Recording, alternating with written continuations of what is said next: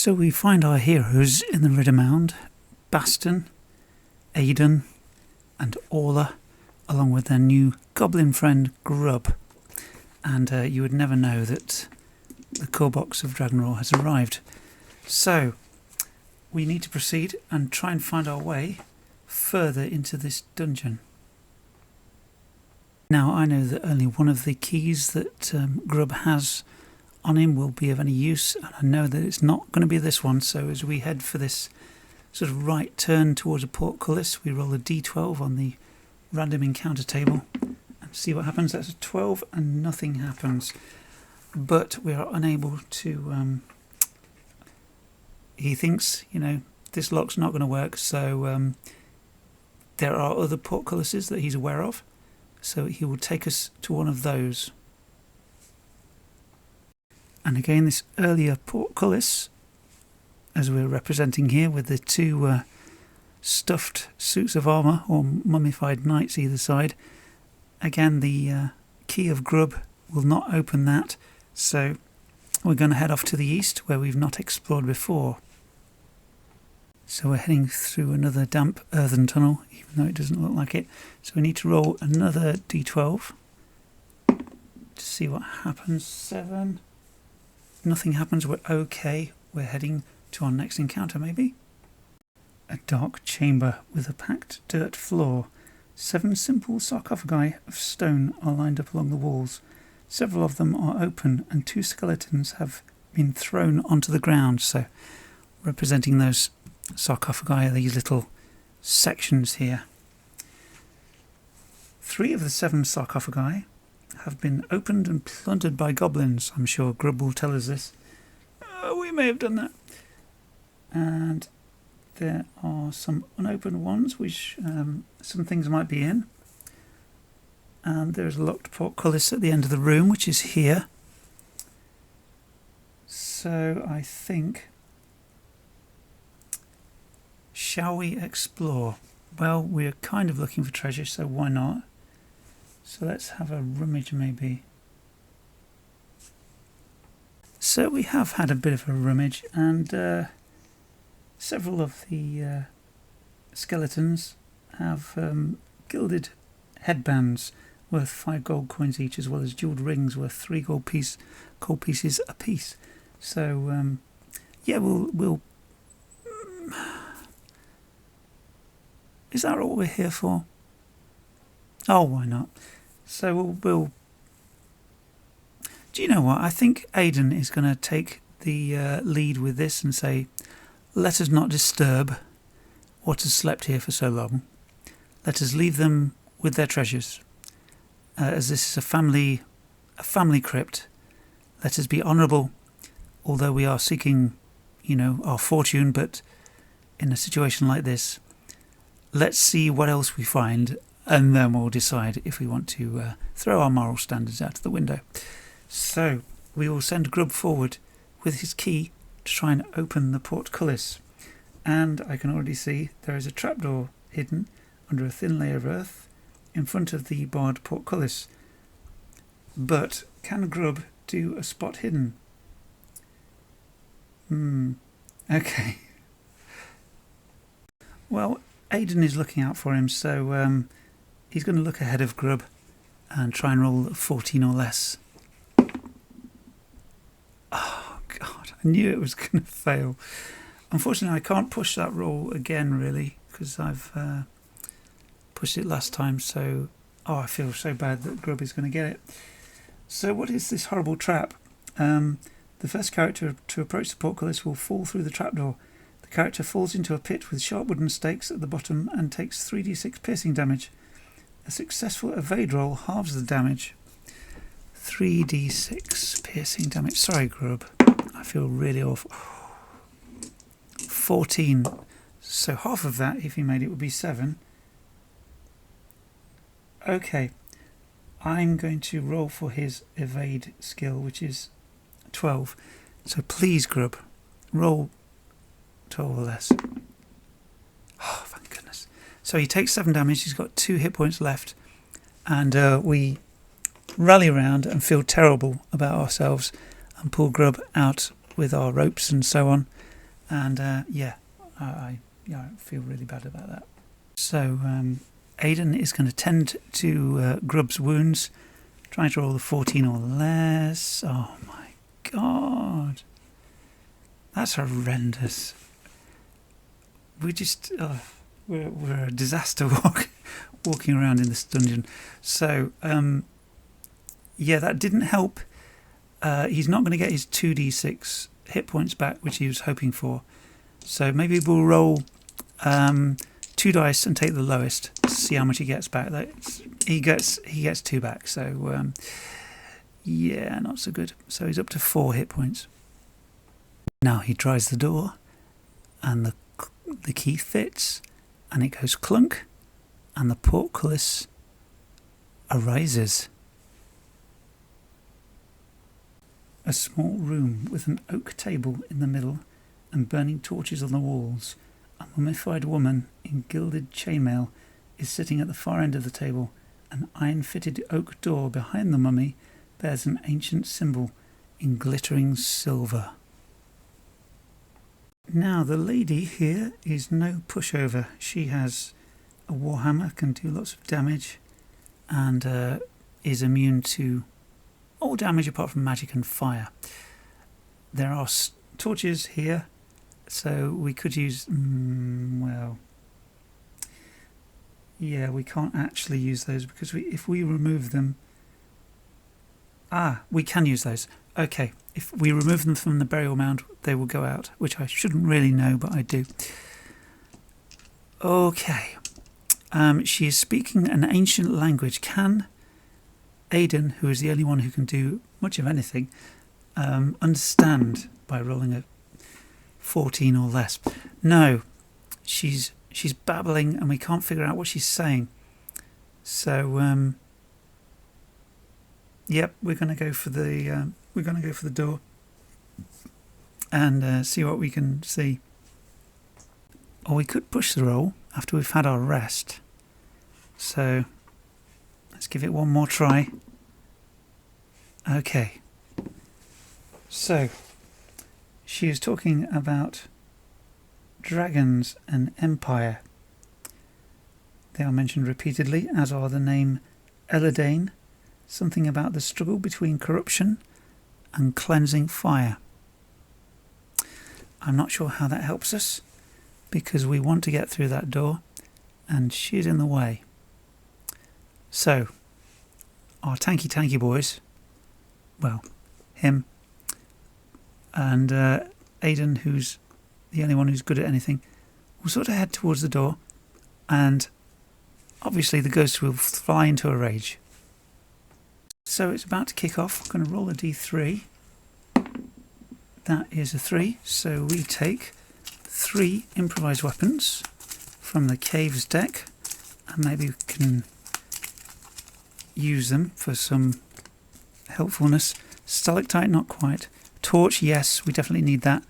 And a crevice, it's a bit too cavey than dungeony, but we'll see what we can do. Now we're going to draw some initiative. The lady ghost takes 2, because her ferocity is 2. That's good. That's fantastic. Have I shuffled these at all? Wizard guy, Aidan, takes 3. Wolf guy, Baston, takes 5.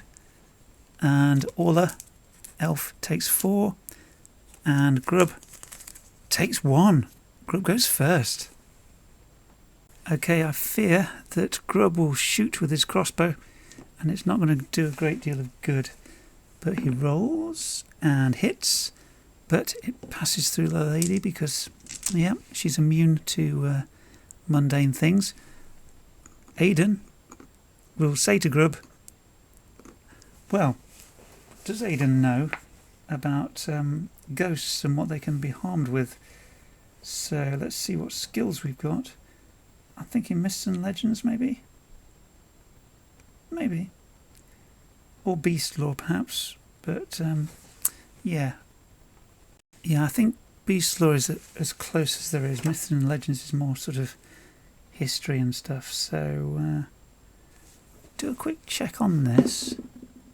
Yeah. So we figure out, Aidan figures out, as he tends to, that the lady will only be immune to magic and fire. So what sort of spells has he got? So he's rolling to cast a fireball spell. His elementalism is 14. Oh, for God's sake. Right, okay. Can we push this? No, we can't. We've already pushed our intelligence to try and help out Grub, or whatever it was we did. So, yeah, that's a wasted fireball spell and some wasted willpower points. But he will shout out to the rest, "Use fire! It's the only thing that can harm this ghost." Now, we could use a torch, but I'm going to make Orla make an acrobatics roll to try and grab a torch, leap over the table, and sort of use her super duper ability skills, acrobatics, to make her get around this 2 meters rule. So let's have a go with this. Oh, just. Okay, 2d6 damage. That's 6 damage to the ghost. Okay, so Baston is a bit closer. So he's going to try the same thing.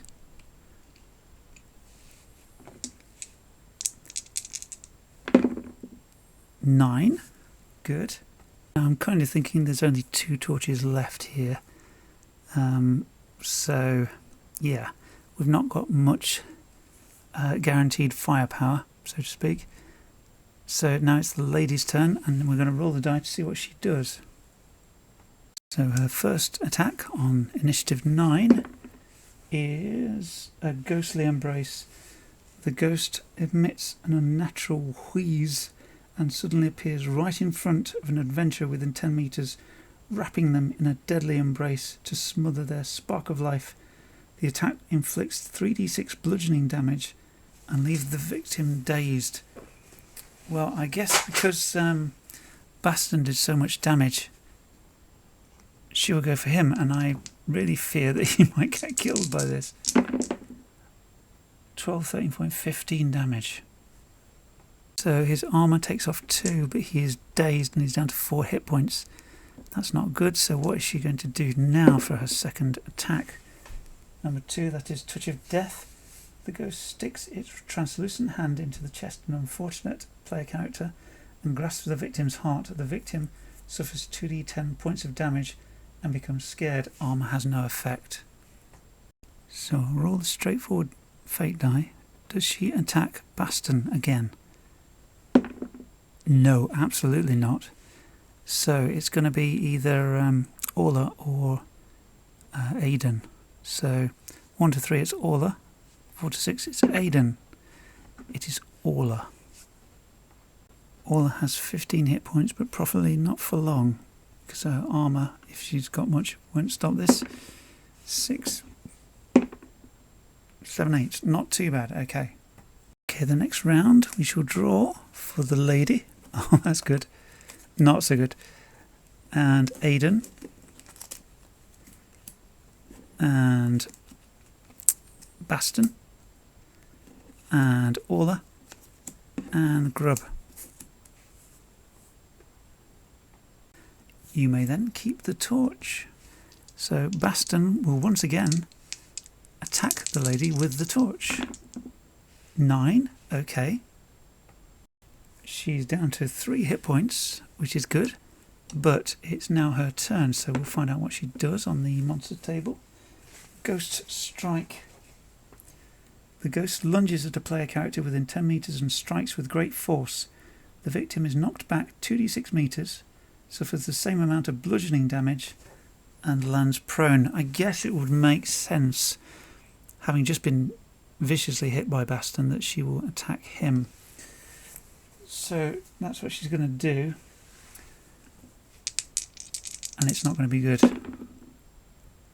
9. So he's just like knocked into that wall and suffers 9 bludgeoning damage.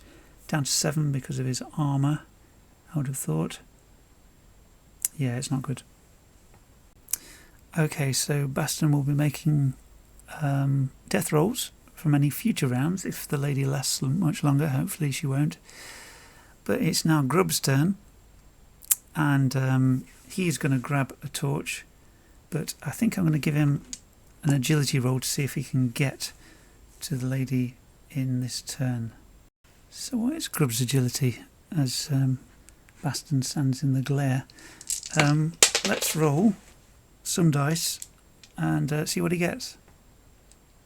Give him 4d6, drop the lowest. Same as everyone. Oh my gosh. 8. My goodness. So he rolls for an 8 and gets a 2. He leaps across in Aula type fashion and rolls 2d6 damage as he hits the lady with a torch. And that is enough. So for the moment, the lady is banished, but we need to try and get Baston back to the world of the living. He hasn't made any death saves yet, but Aiden is going to try and heal him. What could possibly go wrong? Oh, well, that'll do nicely. So, Baston will be back on his feet, and we'll perhaps have a rest in this room before we attempt to deal with this final chamber. So we can take a shift to rest and get some hit points back for Baston and Aula, I believe. But we are also, after that shift, the ghost is going to come back. So we have to roll on the random events chart with a d6 plus 3. 5. Restless spirits. Translucent figures with twisted faces come floating from the shadows, assaulting the player characters with shrieks and screams. The characters must roll against will to resist fear. Once servants of the Dragon Knight's household, the spirits are attracting their master, the Barrow Wight, who arrives D3 after D3 rounds. So we're all going to have to make will saves. So Aiden's got an 18. Yep. Aula has a 10. 1. Oh, sweet. And Baston has 13. Oh, wow. Okay. So we resist the onslaught of these restless spirits, and then we hightail it, if you will, to the north door. So as the ghost slowly starts to materialise, we head as quickly as we can through the north door into the tomb of the Dragon Knight.